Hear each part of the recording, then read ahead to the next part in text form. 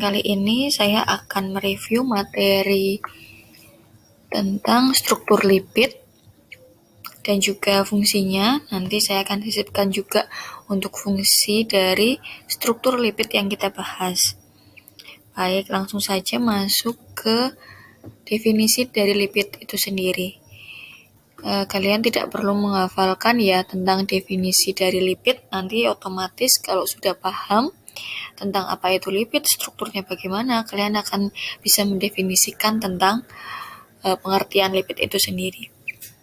Jadi, secara sederhana, lipid itu merupakan senyawa organik yang tidak larut di dalam air, tetapi dia larut dalam senyawa nonpolar. Senyawa nonpolar contohnya yaitu ada alkohol, eter, atau bensin.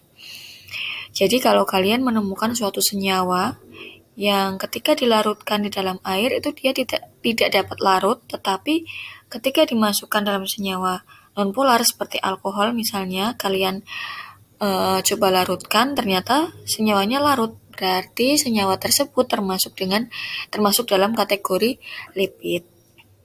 Nah, kita masuk ke macam-macam lipid. Macam-macam lipid atau jenis-jenis lipid ini terdiri dari ada lipid sederhana, lipid kompleks, dan juga lipid turunan.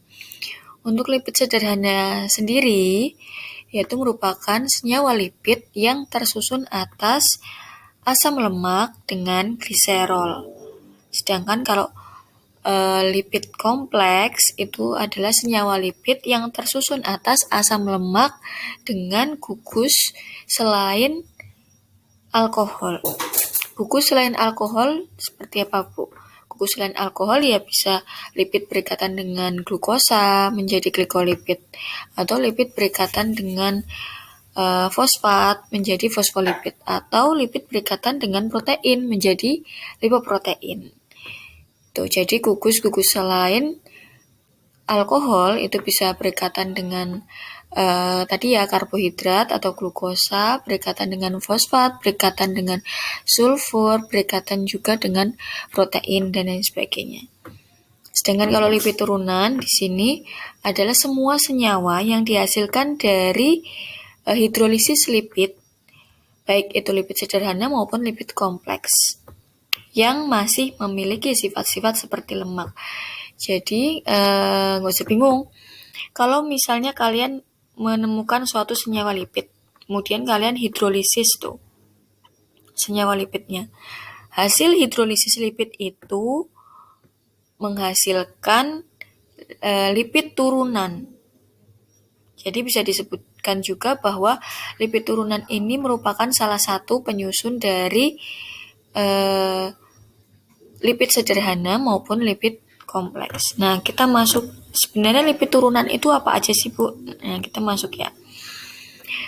Tadi, lipid sederhana contohnya lemak, minyak, dan juga malam. Malam bisa disebut juga dengan wax ya.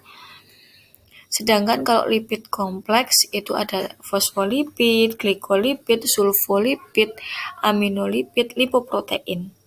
Kalau lipid turunan di sini ada asam lemak, gliserol, steroid, alkohol, kolesterol juga masuk di dalam lipid turunan. Oke, kita mungkin masuk ke pembahasan lipid sederhana dulu ya. Lipid sederhana tadi kalau kalian masih ingat bahwa lipid sederhana itu merupakan senyawa lipid yang gabungan antara asam lemak dengan gliserol. Sedangkan asam lemak dan gliserol itu sendiri ini merupakan struktur dari lipid turunan. Jangan bingung jadi ya.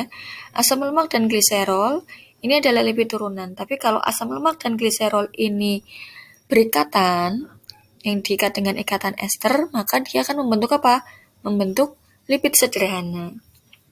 Gitu. Tapi kalau asam lemak dia berikatannya dengan glukosa, berarti dia akan membentuk apa? Glikolipid. Asam lemak dia berikatan dengan fosfat, berarti akan membentuk fosfolipid. Gitu. Semoga nggak bingung ya. Oke, kita masuk ke lipid sederhana.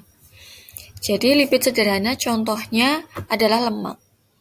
Lemak yang paling sederhana itu adalah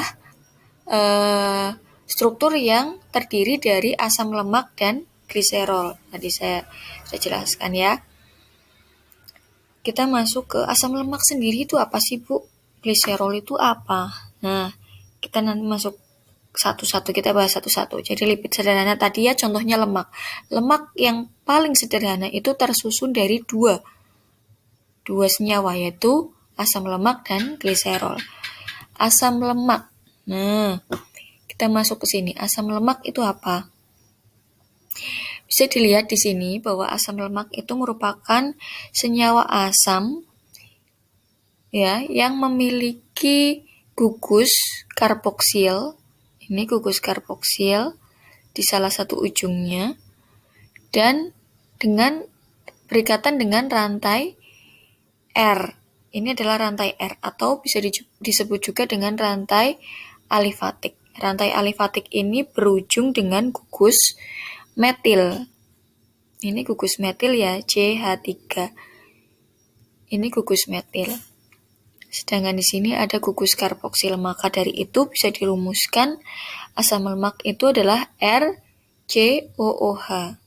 R ini adalah rantai alifatik. Ini rantai alifatik yang berikatan dengan gugus karboksil. Rantai alifatik itu sendiri berujung dengan gugus metil. Nah, asam lemak itu sendiri terbagi menjadi dua. Ada asam lemak jenuh dan asam lemak tak jenuh. Unsaturated fatty acid ini merupakan apa? Ini merupakan asam lemak tak jenuh. Sedangkan saturated fatty acid ini adalah asam lemak jenuh. Jadi asam lemak jenuh itu adalah asam lemak yang rantai alifatiknya, rantai R-nya ini dia tidak memiliki ikatan rangkap. Jadi ikatannya tunggal semua.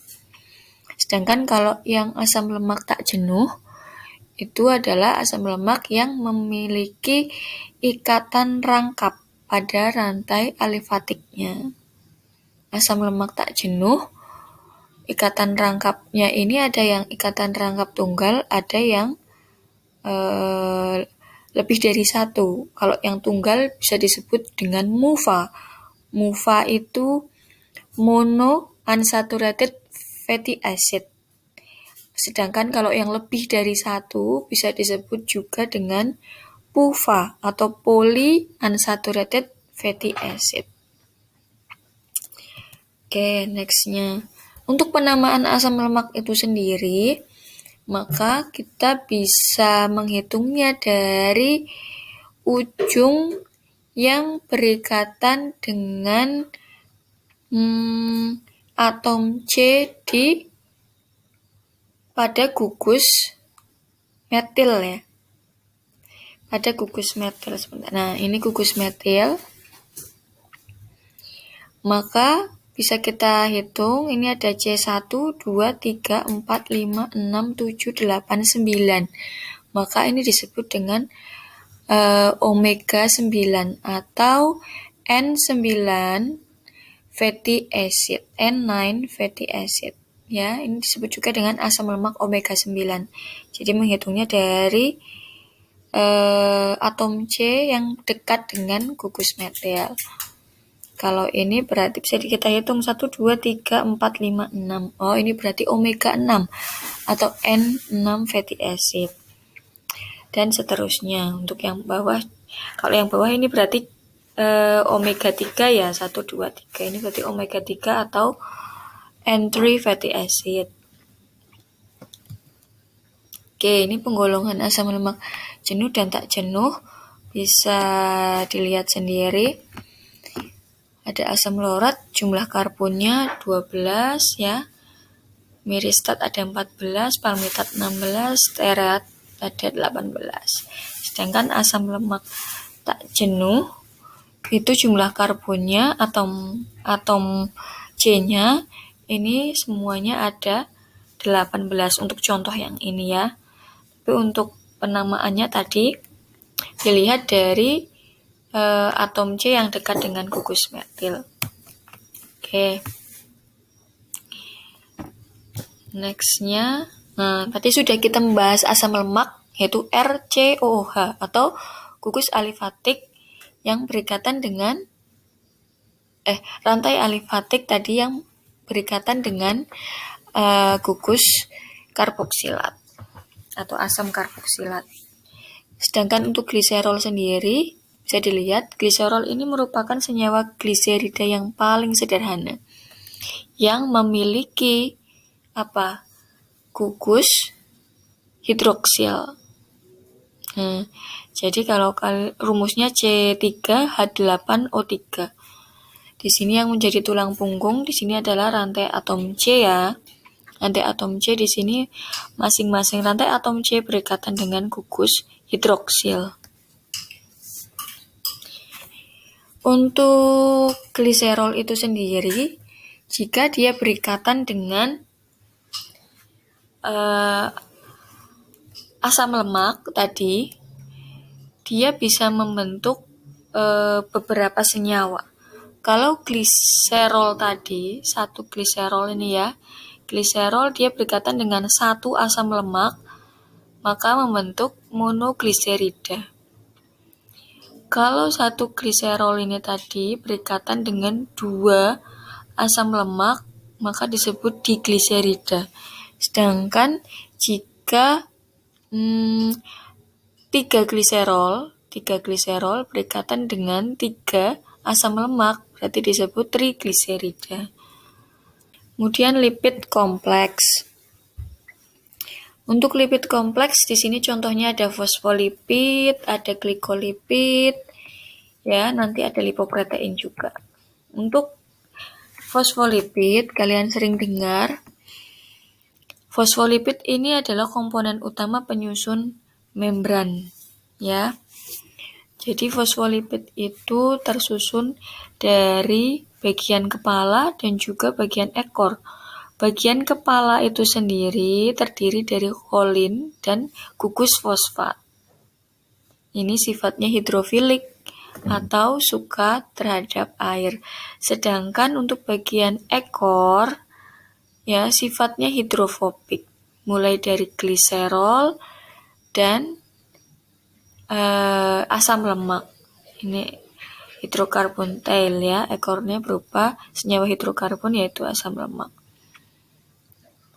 Jadi ketika kalian melihat struktur fosfolipid itu yang benar ekornya, salah satu ekornya di sini ada yang bengkok nih.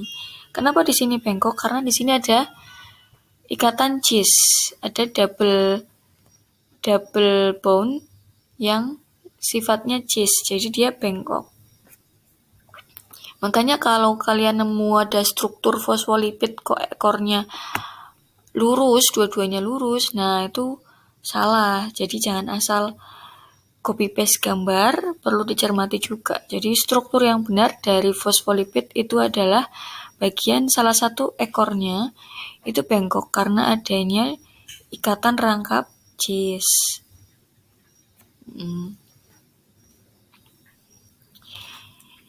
Oke. Kemudian glikolipid. Glikolipid di sini contohnya ya. Ini ada galaktosa yang berikatan dengan lipid. Nah, ini merupakan penyusun cerebrocyte yang ada di otak dengan ujung galaktosa pada bagian gugusnya.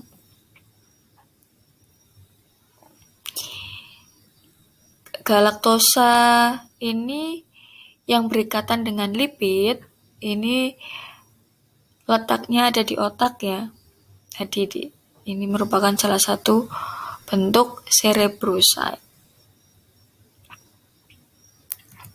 Oke, kita masuk ke ini tadi fosfolipid, maka kalian bisa lihat pada struktur penyusun membran, ini fosfolipid ya. Kalau glikolipidnya mana? Glikolipid ya ini berarti dia lipid yang berikatan dengan glukosa, ini glukosanya. Cuma tadi yang di sebelah sini, yang ada di otak, glukosanya itu berupa galaktosa.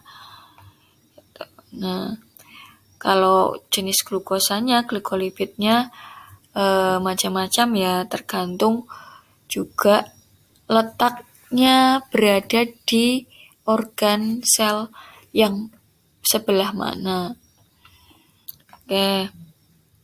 Jadi untuk fosfolipid dan glikolipid itu merupakan salah satu penyusun membran.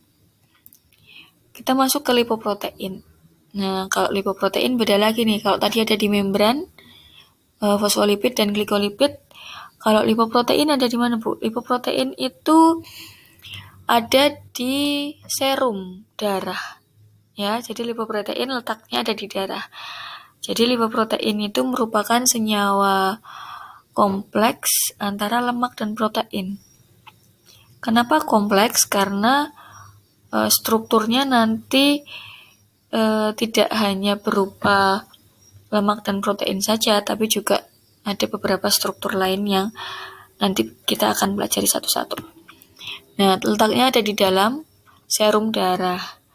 Terdiri ada 4 jenis, yaitu ada kilomikron, ada FLDL, LDL, dan HDL.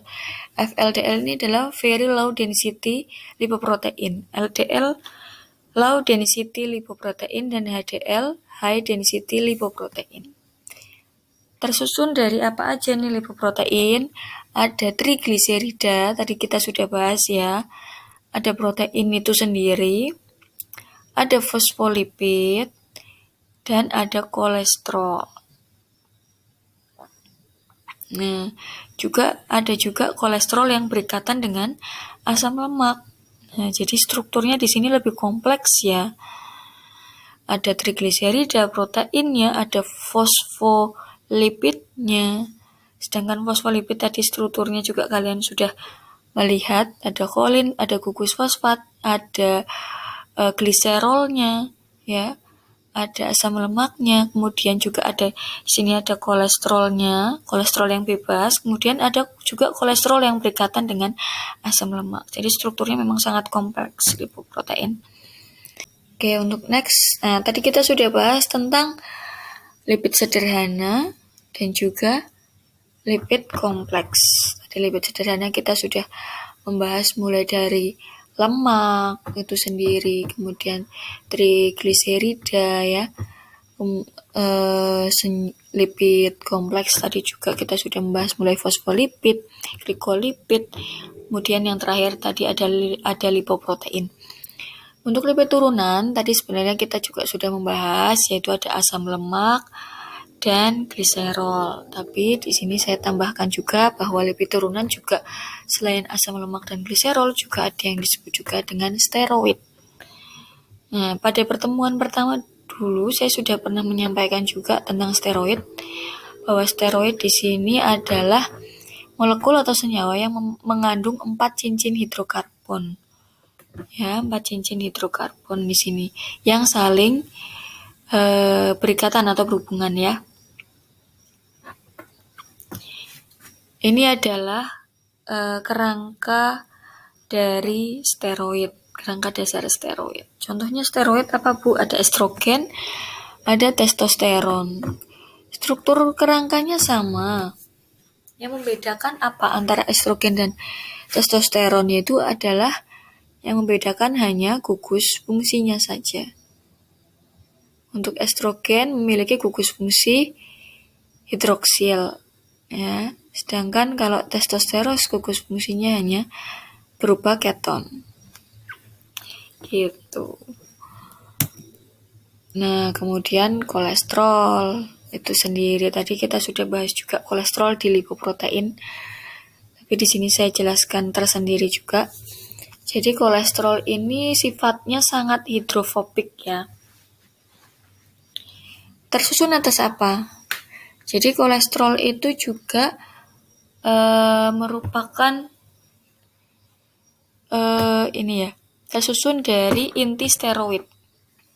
Inti steroid. Jadi dia memiliki 4 cincin steroid nih, 4 cincin sama seperti tadi, 4 cincin hidrokarbon. Yang membedakan apa? Yang membedakan kolesterol dengan steroid adalah 4 cincin hidrokarbon ini dia selanjutnya memiliki ekor. Ekornya berupa atom C. Atom C yang melekat pada